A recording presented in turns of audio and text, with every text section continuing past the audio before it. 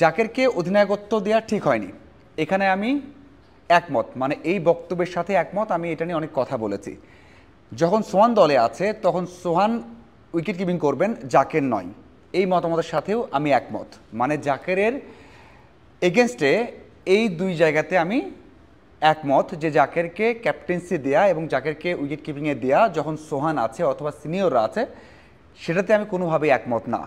তবে জাকেরকে বাদ দিতে হবে সেখানেও আমি একমত নাই, কারণ জাকের বাংলাদেশ দলের যেভাবে খেলেছেন গত একটা বছর বা দেড়টা বছর তাকে দলে দরকার আছে। টেস্টে প্রায় 30 গড়ে রান করেছেন, ওয়ানডেতে রান করেছেন 45 গড়ে, টি-20তে 26 গড়ে রান করেছেন এবং তার স্ট্রাইক রেট 124। তাকে তৈরি করা হয়ে গেছে, এমনটা নয় যে ভারত, পাকিস্তান, অস্ট্রেলিয়া, নিউজিল্যান্ড তাদের মতো রান করবে, তাদের মতো অনেক ধারাবাহিক হবে। তবে বাংলাদেশের প্রেক্ষাপটে গেল 1-1.5 বছরের পরিসংখ্যানে বলতে হয় যে জাকেরকে বাদ দেওয়ার অপশন নেই। তবে অনেকেই কথা বলছেন যে জাকেরের ব্যাটিং দেখলে রাগ হয়, জাকের যদি এমন ব্যাটিং করে 100 রান করে তারপরেও আমার ভালো লাগবে না। আমার মনে হয় এখান থেকে বেরিয়ে আসা উচিত। জাকেরকে দরকার আছে, সেটা এমনটা নয় যে প্রত্যেক ম্যাচে খেলাতে হবে, তাকে ব্রেক দিয়ে খেলানো যেতে পারে বা হয়তোবা একটা সিরিজ পরে খেলানো যেতে পারে যদি খারাপ সময় যায়, কিন্তু একেবারে বাদ দিতে হবে সেখানে আমি একেবারেই একমত না। এখন আসা যাক আমি কেন বলেছি যে তাকে ক্যাপ্টেন্সি দেওয়াটা ঠিক হয়নি বা তাকে ক্যাপ্টেন্সি দিচ্ছে যারা তারা ঠিক কাজ করছে না। কারণটা হচ্ছে অনেকের ক্যারিয়ারটা ধ্বংসের মুখে পড়ে যায়। আমরা যদি দেখি লিটন দাস, তার ক্যারিয়ারটা ধ্বংসের মুখে পড়েছিল যে লিটন দাস ক্যাপ্টেন্সি নিয়ে মিডিয়া হ্যান্ডেল করতে পারছিলেন না, মাঠে তার প্রেশার ছিল, কিন্তু বয়সের সাথে আন্তর্জাতিক এক্সপিরিয়েন্সের সাথে যখন সিনিয়ররা বের হয়ে গেছেন, নিজে দায়িত্ব নিতে শিখেছেন, তখন বুঝেছেন যে না, ক্যাপ্টেন্সি নেওয়া যেতে পারে, দায়িত্ব নেওয়া যেতে পারে, সেই সাহসটা এসেছে। আপনি যদি এখন জাকেরকে দেন, তার সেই এক্সপিরিয়েন্স আসেনি যে একটা দলকে এমন স্টেজে গিয়ে আপনার অধিনায়কত্ব করবে। এশিয়া কাপের 2 ম্যাচে হেরেছে বাংলাদেশ দল এবং সেই 2 ম্যাচে আমরা দেখেছি যে কীভাবে হেরেছে এবং জাকের কি প্রেশারটা ফিল করেছে।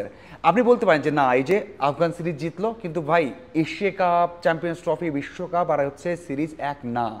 আফগানিস্তানের যে ধরনের ইন্টেন্সিটি ছিল এটা কখনোই আপনি পাবেন না যদি কোনো ধরনের টুর্নামেন্ট হয়। আফগানিস্তানের সাথে বাংলাদেশ সবশেষ 6টা ম্যাচের মধ্যে 5টা জিতেছে, একটা হেরেছে, সেই একটাই হচ্ছে বিশ্বকাপে হেরেছে। তার মানে বড় ইভেন্টে ওই যে প্রেশারটা, সেই জন্যই বলছিলাম যে জাকেরকে দিয়েছে এটা ABCD, যাকে খুশি দিতে পারে, কিন্তু কোনো একজন ফর্মে আছেন বা কোনো ক্যাপ্টেন্সির এক্সপিরিয়েন্স নেই তাকে দিচ্ছে কোনো একটা পক্ষ বা কয়েকজন সিদ্ধান্ত নিয়ে, এটা ঠিক না। আমি এই জন্যই বলেছি যে তার এই বিষয়টা কখনোই মেনে নেওয়া যায় না, তার ক্যারিয়ারটাই হুমকির মুখে পড়তে পারে।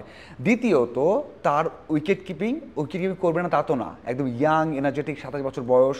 কিন্তু সোহান যতদিন আছে, যখন দলে আছেন, সোহান তো সবসময় দলে থাকবেন না, মানে এই যে ODIতে এসেছেন, টি-20 এসেছেন, সব ম্যাচ খেলবেন না, জাকের খেলছেন, কিন্তু যখন খেলবেন তখন উইকেট কিপার হিসেবে তাকে খেলাতে হবে, এটা দলের জন্য ভালো। এই দুইটা বিষয় আমার ক্লিয়ার করেছি এর আগেও। কিন্তু আমি কখনোই চাই না যে যাকে দল থেকে বাদ পড়ুক এখনই, টু আর্লি। কারণ তার সেই 91 রানের ইনিংস ওয়েস্ট ইন্ডিজের এগেনস্টে, যে ম্যাচ বাংলাদেশ জিতেছে টেস্টে, সেই ইনিংসটা ভুলতে পারবেন না। 71 রানের ইনিংস তৃতীয় টি-20 ওয়েস্ট ইন্ডিজের এগেনস্টে, সেটা আপনি ভুলতে পারবেন না। এবং টি-20তে আমরা যদি দেখি যে সবশেষ পাকিস্তানের সাথে একটা ইনিংস খেলেছেন, ODIতে চ্যাম্পিয়ন্স ট্রফিতে 50 এবং তার গড়টা 45, এটাই বার্তা দেয়। এবং কয়েকদিন আগে কমেন্টেটররা বলছিলেন যে জাকির আলী অনেক একমাত্র ক্রিকেটার বাংলাদেশের যে তিনি 3টে ফর্মেটে অটো চয়েস। এখন তার ধারাবাহিকতা, তার পারফরমেন্স, তার হিটিং অ্যাবিলিটি সব কিছু বলে একমাত্র অটো চয়েস, তাহলে তার বাদ কেন? একটা বিষয় এসে যাচ্ছে যে পাওয়ার হিটিং কোচ আসার পরে তার ব্যাটিং ধরনের চেঞ্জ এসেছে এবং তার সেটা কাজে লাগছে না। অনেক লেগে গিয়ে খেলছেন, অনেক বেশি হিট করার চেষ্টা করছেন, যেটা খুব বেশি হিট করার দরকার নেই। আপনি পাওয়ার প্লে হোক বা পাওয়ার প্লে বাইরে হোক সেটাও করার চেষ্টা করছেন এবং আদতে খারাপ হচ্ছে। হ্যাঁ, সেই ইম্প্যাক্টটা পড়েছে, সেখান থেকে বের হয়ে আসতে হবে, না হলে হয়তো বা বিশ্রামে যেতে পারেন, 2-1টা ম্যাচ বা সিরিজ নাও থাকতে পারেন, কিন্তু বাদ দিতে হবে। তার ব্যাটিং থেকে রাগ হয়, তার ব্যাটিং দেখবো না, তাকে বাদ দিতেই হবে।